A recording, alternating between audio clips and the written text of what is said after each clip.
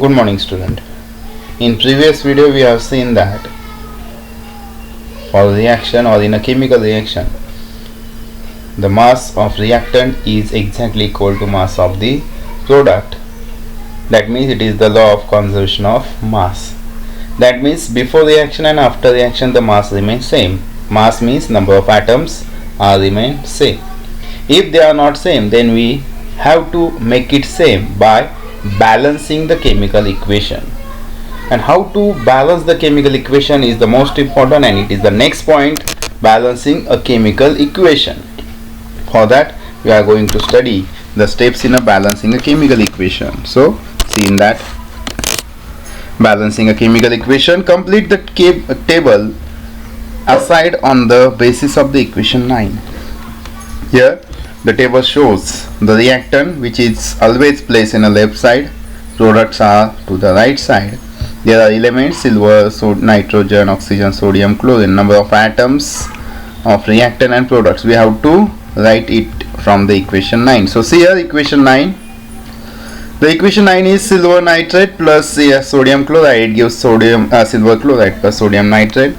If you are going to see silver, here one atom, here is also one, nitrogen 1, oxygen in a reactant 3, in a product also 3, sodium 1, and chlorine 1.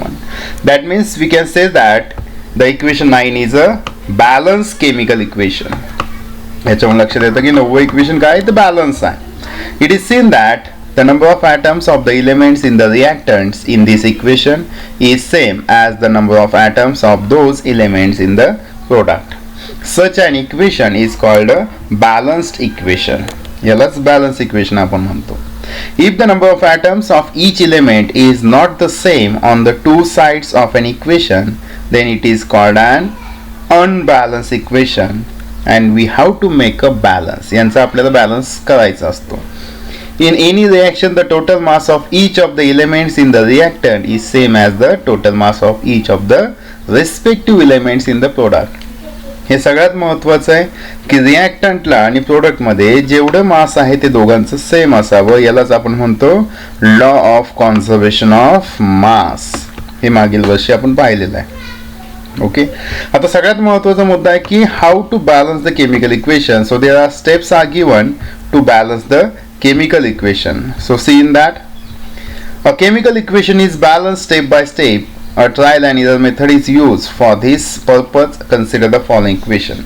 तुम्ही हे जे steps आहेत त्या लिहायच्या नाही, फक्त हे जे एक्झाम्पल आहे, sodium hydroxide plus sulphuric acid it gives sodium sulphate plus water.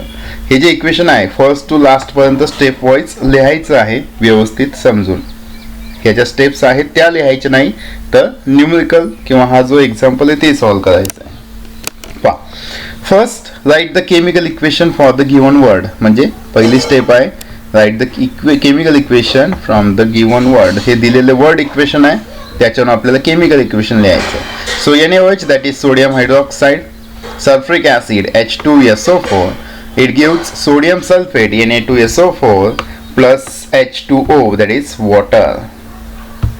Okay, now second step, check whether the equation 10 is balanced or not by comparing the number of atoms of the various elements present on the two sides of the equation.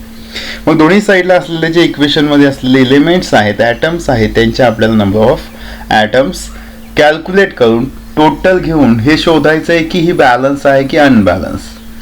पहा, त्यासाठी आपल्याला हा table तयार करायचा आहे. So here is the table. Elements, reactant to the left side, product to the right side, and number of atoms. Sodium, left lie 1, right lie 2. Next oxygen, right lie 1 and half 4, 5. The left lie, this is 4 and this 1, so 5. That is, it is a balance, no problem. Hydrogen, here is a 1 and this is a 2, so 1 plus 2, 3. Here is a 3 and in the right side 2. Sulfur, yes, that is 1. Here is also yes, 1. मग याच्यावरून लक्षात काय येतं तुम्हाला की sodium balance नाही, hydrogen balance नाही, oxygen and sulphur are balance, but sodium and hydrogen are not balanced, so we have to balance them first. Okay, so see here, is seen that the number of atoms of all the elements on the two sides are not same. It means that it is a unbalanced equation, so we have to balance it. So see in that third step, it is convenient to start balancing an equation from the compound which contains the maximum number of atoms. Moreover, it is convenient to first consider that element in this compound which has unequal number of atoms on the two sides. तर आपल्याला balance कशाचं करायचं आहे, कोणत्या कंपाऊंडचं किंवा मॉलिक्यूलचं आपल्याला balance करायचं आहे ते अगोदर विचारात घ्यायचे आणि त्यांचंच फक्त रिॲक्टर आणि प्रोडक्टला विचारात घ्यायचं, बाकी दुसरं घेतले नाही तरी चालतात. In the equation 10 there are two components, sodium sulfate and sulfuric acid, which contain the maximum number, that is 7 atoms each. या दोघांमध्ये 7 ॲटम आहे respectively. Any one of them can be selected. आता दोन्हीही आपण सोडियम याच्यातलं बॅलन्स नाहीये, हाही घेऊ शकतो आपण. हायड्रोजन यामध्ये सुद्धा हायड्रोजन बॅलन्स नाही, त्याच्यामुळे ह्या दोघांपैकी एक कोणताही अगोदर घेऊ शकतो, no problem. It depends on us. Any one of them can be selected, आपण कोणताही घेऊ शकतो. Select the compound sodium sulphate. आता इथे सोडियम सल्फेट घेतला. Further select sodium for balancing as the number of atoms of sodium in this compound is unequal on the two sides. It should be remembered that the formula of compound cannot be changed while balancing the number of atoms. ही सगळ्यात महत्त्वाची line आहे, ती कायमस्वरूपी डोक्यात ठेवा की आपण formula बदलू शकत नाही. We cannot change the formula of compound. Only we can balance them by multiplying a certain number, that means a coefficient. आपण फक्त त्या फॉर्म्युलाच्या पुढे नंबर लिहू शकतो, मल्टिप्लाय करू शकतो, पण तो फॉर्म्युला मात्र बदलू शकत नाही. ठीक आहे, याचा अर्थ it means that here to make a number sodium atom in the reactant as a 2, the formula NaOH cannot be change to Na2OH. जर आपल्याला रिॲक्टंट साईडला म्हणजे लेफ्ट साईडला सोडियम 2 हवेत म्हणून आपण Na2OH असं काही करू शकत नाही. याच्याऐवजी instead of factor 2 will have to be applied to NaOH. याच्याऐवजी 2 ने मल्टिप्लाय करू शकतो. ठीक आहे, समजलं की ज्याला बॅलन्स करायचा तो घ्यायचा. आता इथे टेबल तयार केलाय आपला सोडियम हायड्रॉक्साईड मध्ये सोडियम बॅलन्स करायचा, मग आपण फक्त सोडियमचाच विचार करू. So number of atoms of sodium in the reactant 1, in the product 2. Now to balance. आता इथे पहा एकच आहे, आपल्याला एक हा 2 करायचं, that means we have to multiply it by 2. So here 1 into 2. मग आता कशाला मल्टिप्लाय करणार, रिॲक्टंट साइड मध्ये असलेल्या सोडियम हायड्रॉक्साईडला 2 ने मल्टिप्लाय करा. सो 2 मल्टिप्लाय, इथे पहा मल्टिप्लाय केलं फक्त रिॲक्टंट साइडला 2 ने, अजून काही बाकी बदल केला नाही. सो ट्वाइस NaOH एवढंच केलं आहे. Twice NaOH plus H2SO4 it gives Na2SO4 plus H2. Okay, समजलंय. फक्त सोडियमला म्हणजे सोडियम हायड्रॉक्साईडलाच 2 ने मल्टिप्लाय केलं, बाकी काही चेंज नाही. Now check whether the equation 10 dash means this is balance or not. आता हे बॅलन्स आहे की नाही ते चेक करा. पहा तुम्ही तोंडी सुद्धा चेक करू शकता. इथे सोडियम 2 आहे, इथे सुद्धा 2 आहे, नो प्रॉब्लेम. ऑक्सिजन पहा, इथे आता हा 2 सगळ्यांना मल्टिप्लाय आहे म्हणून O आणि हा 2 आहेत म्हणजे 2 प्लस 4 6, आणि इथे 4 प्लस 1 5. ऑक्सिजन बॅलन्स नाहीये. हायड्रोजन 2 प्लस 2 4, इकडे 2च आहे म्हणजे हायड्रोजन बॅलन्स नाही. म्हणजे आता आपण हायड्रोजन बॅलन्स करू शकतो. ओके, आता हायड्रोजन बॅलन्स करू शकतो आपण. तो वरच्या सारखाच टेबल इथे दिलेला आहे पहा, पुन्हा तर तयार केला तर असा गरज नाही, हा टेबल नाही केला तरीही चालेल, नो प्रॉब्लेम, केला तरी चालेल. आता जे दिलेलं आहे सोडियम, ऑक्सिजन, हायड्रोजन आणि सल्फर ते पुन्हा लिहिलेत. नंबर ऑफ ॲटम्स 2 2 बॅलन्स केले आत्ताच आपण. ऑक्सिजन 6 5 अनबॅलन्स आहे. हायड्रोजन 4 2 म्हणजे राईटला 2 आहेत आणि लेफ्टला 4 आहेत. सल्फर बॅलन्स आहे. आता फक्त आपण हायड्रोजनचा विचार करू, हायड्रोजन बॅलन्स करायचा आहे. तर हायड्रोजन बॅलन्स करताना नीट ऑब्झर्व करा की राईट साईडला 2 हायड्रोजन कमी आहे, तर काय करणार, multiply H2O by 2. Water molecule जे आहे त्याला 2 ने मल्टिप्लाय करू म्हणजे 2 2 चा 4 होईल. So see apply factor 2 that is multiply H2O by 2 असंही म्हणू शकतो. अप्लाय फॅक्टर म्हणजे गुणक, सहगुणक असं म्हणू शकतो. Apply factor 2 to the product H2O for balancing the equation 10 dash. So now we can write it. Twice NaOH आत्ता मल्टिप्लाय केला अगोदर, प्लस H2SO4 आहे तसंच, Na2SO4 आहे तसेच, ट्वाइस H2 इथे 2 ने मल्टिप्लाय केलंय. ओके, आता पुन्हा एकदा आपण चेक करा बॅलन्स आहे की नाही. ट्वाइस N Na2 2 2 आलेत. Oxygen 2 plus this 4 6, this 4 plus this 2 6 म्हणजे बॅलन्स झाले oxygen. Hydrogen 2 plus 2 4, here also 2 2 जा हायड्रोजन, म्हणजे ही झाली balance chemical equation. Here you can write at it is, write down the final balance equation. आणि शेवटच्या टेपला पुन्हा लिहिलं twice NaOH plus H2SO4 it gives Na2SO4 plus twice H2. बाकी काही केलेलं नाही. समजलाय? खूप सोपं आहे. एक एक स्टेपने गेलं तर लगेच लक्षात येतं आणि हा बोर्डासाठी विचारला जातो, त्याच्यामुळे प्रॅक्टिस करा. आपल्याला प्रॅक्टिससाठी म्हणून खाली काही एक्झाम्पल दिलेले आहेत. त्यातला फर्स्ट आहे identify the reactant and product of equation 6. आता इक्वेशन 6 वरती आहे ते तुम्ही पहा. इक्वेशन 6 आहे vegetable oil plus H2 it gives vegetable ghee. Okay, he reaction आहे. याच्यात लेफ्ट साइडला रिॲक्टंट असतात आणि राईट साइडला प्रोडक्ट, हे तुम्ही लिहू शकता. आपल्याला इथून महत्वाचं आहे write down the steps in a balancing the equation. हा इक्वेशन जो आहे N2 plus CH2 it gives NH3, हा बॅलन्स करायचा आहे. पुढचं सुद्धा बॅलन्स करायचं आहे. Calcium chloride plus sulphuric acid it gives calcium sulphate plus hydrogen chloride. हे दोन इक्वेशन आपण बॅलन्स करणार आहोत आणि ह्याच्या फिजिकल स्टेट लिहिणार आहोत. ठीक आहे, so see here.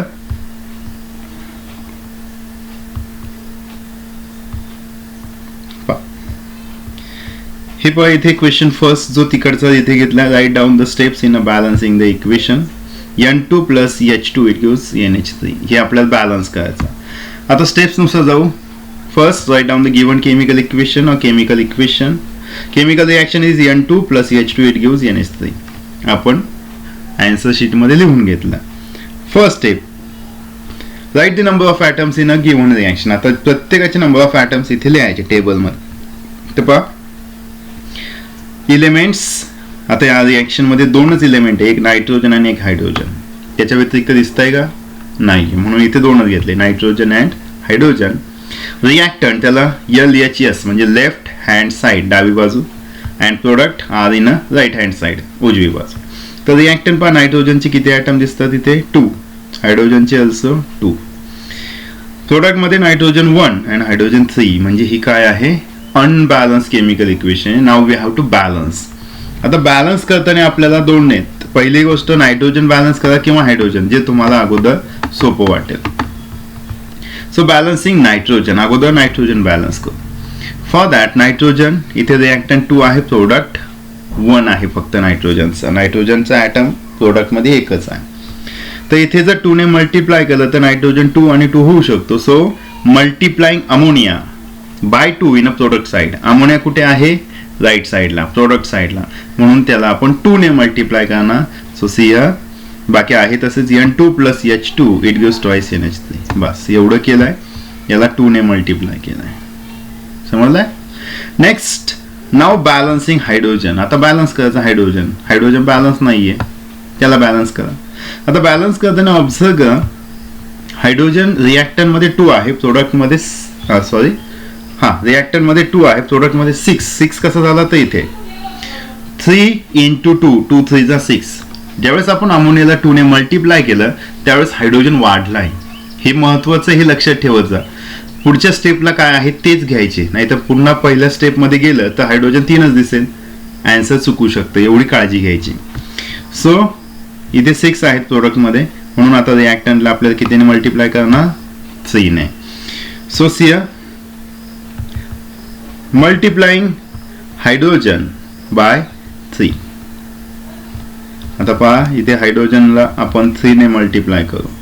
Multiply hydrogen by 3 ना प्रोडक्ट साइड. प्रोडक्ट साइडला 3 ने मल्टिप्लाय, सॉरी हायड्रोजन कुठे? रिॲक्टंट साइडला, प्रोडक्ट साइडला नाहीये. तर आपण इथे रिॲक्टंट करू.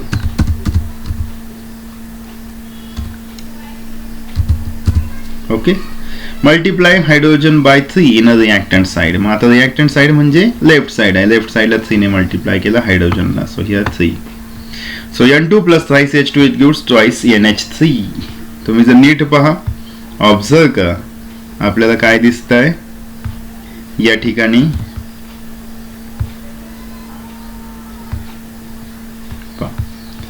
इथे पहा काय दिसतंय, N2 plus thrice H2 it gives twice NH3. Now it is the balanced chemical equation. N2 plus thrice H2 it gives twice NH3. Check करा तुम्ही, नायट्रोजन इथे 2 आहे, इकडे सुद्धा 2 आलेत. हायड्रोजन 3 2 जा 6, इथे सुद्धा 3 2 जा 6, म्हणजे आता ही बॅलन्स आहे. समजलं? नेक्स्ट पहा, सेकंड इक्वेशन आहे. Write down a balance chemical equation for the following. Calcium chloride plus sulphuric acid it gives calcium sulphate plus hydrogen chloride. आता ही वर्ड इक्वेशन दिलेले आहे, अगोदर त्याचं केमिकल इक्वेशन मध्ये कन्वर्जन करणं गरजेचं आहे. हे लिहिण्यासाठी तुम्हाला मॉलिक्युलर फॉर्म्युला येणे गरजेचं आहे, otherwise you can not write. So first given chemical equation, मग केमिकल इक्वेशन कोणती आहे? CaCl2 aqueous plus H2SO4 aqueous it gives calcium sulfate. CaSO4 aqueous plus HCl. Number of atoms in equation. आता प्रत्येक फॉर्म्युलेमध्ये असलेले number of atoms लिहू आता. So elements कोणकोणते आहेत? कॅल्शियम लिहिला, क्लोरीन लिहिलाय, हायड्रोजन H, S म्हणजे सल्फर आणि ऑक्सिजन. अजून आहे का कोणता? नाही. 5 ॲटम होते, 5 ॲटम लिहिले. आता कॅल्शियम लेफ्ट साइडला किती ॲटम आहेत कॅल्शियमचे? एकच दिसतोय, सो 1. राईट साइडला 1 लिहिले. क्लोरीन लेफ्टला 2 आणि इकडे मात्र एकच आहे, सो 1. हायड्रोजन 2 इकडे एकच आहे. Sulphur 1 1 and oxygen 4. याचा अर्थ कोणते ॲटम बॅलन्स नाहीये? फक्त हायड्रोजन आणि क्लोरीन. जर तुम्ही नीट निरीक्षण केलं तर फक्त एवढा HCl जो आहे तोच बॅलन्स नाहीये, बाकी सगळे बॅलन्स दिसतात. ओके, मग एवढं HClच बॅलन्स करायचं, तर इथे पहा हायड्रोजन आणि क्लोरीनला 2 2 ने मल्टिप्लाय करायचं पॉसिबल आहे. 2 2 ने प्रत्येक हायड्रोजन आणि क्लोरीनला करण्याऐवजी फक्त HCl ला केलं तरी होईल. So to balance above equation or reaction multiplying HCl by 2. मग HCl ला फक्त 2 ने मल्टिप्लाय करा आणि डायरेक्ट आपल्याला बॅलन्स इक्वेशन मिळतं. So balance chemical equation is CaCl2 आहे तसेच, काही केलेलं नाही. CaCl2 plus H2SO4 it gives CaSO4 plus twice HCl. बाकी ते सोपं. एवढे सोपे एक्झाम्पल सुद्धा येत असतात, फक्त त्यासाठी प्रॅक्टिस हवी. समजलाय? आणखीन एक क्वेश्चन दिलेलं होतं त्यांनी. Write down the physical state of reactant and product. आता हे ज्यावेळेस आपण सगळेच इक्वेशन लिहित चालू त्यावेळेस आपल्याला ऑटोमॅटिक फिजिकल स्टेट लक्षात येणारच आहेत, पण हे प्रॅक्टिस नाही आणि कायमस्वरूपी लक्षात ठेवावं लागेल. फर्स्ट आहे SO2 plus H2S it gives thrice S plus twice H2. मग काय? सल्फर डायऑक्साइड गॅसेस म्हणून इथे G लिहिलंय. twice H2S हायड्रोजन सल्फाइड हा सुद्धा गॅस आहे. सल्फर हा मात्र सॉलिड आहे म्हणून S लिहिलाय आणि वॉटर मॉलिक्यूल लिक्विड असतात, so L. Second twice Ag plus twice HCl it gives twice AgCl plus H2. आता सिल्वर म्हणजे चांदी सॉलिड असते, so S. twice HCl liquid, twice AgCl. आता इथे आपण हा सॉलिड तयार झालेला आहे प्रेसिपिटेट, मग एक तर तुम्ही S लिहा किंवा इथे डाऊनवर्ड एरो दाखवू शकतो आपण. तसंच हायड्रोजन गॅस आहे तो G लिहा किंवा अपवर्ड एरो. ठीक आहे, तुम्हाला आधी सांगितलं दोन्हीपैकी एक, म्हणून इथे मी फक्त एरो दाखवले. जे सिम्बॉल्स आहे किंवा जे सफिक्सला लिहायचं ते मात्र लिहायचं नाही. ठीक आहे, तर या ठिकाणी हा पॉइंट झालाय. तुम्हाला काही अडचण असेल तर मला विचारा. आणि महत्त्वाचं की क्वेश्चन पेपरमध्ये आणि एक्सरसाइजमध्ये असलेले जे काही हे अशा पद्धतीचे न्यूमेरिकल्स असेल किंवा अशा पद्धतीचे इक्वेशन असेल ते बॅलन्स करा, मला पाठवा. अडचण आली तर मला विचारा.